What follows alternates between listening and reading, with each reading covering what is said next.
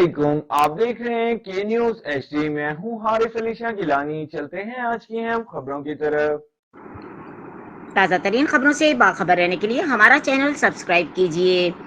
رک کریں گے گجرانوالہ کا، جہاں سے رپورٹ کر رہی ہیں ہماری نمائندہ عظمیٰ شاہین. آئی جی پنجاب ڈاکٹر عثمان انور کا لیا میں زمین کے تنازع پر فائرنگ سے 2 افراد کی ہلاکت کا واقعہ.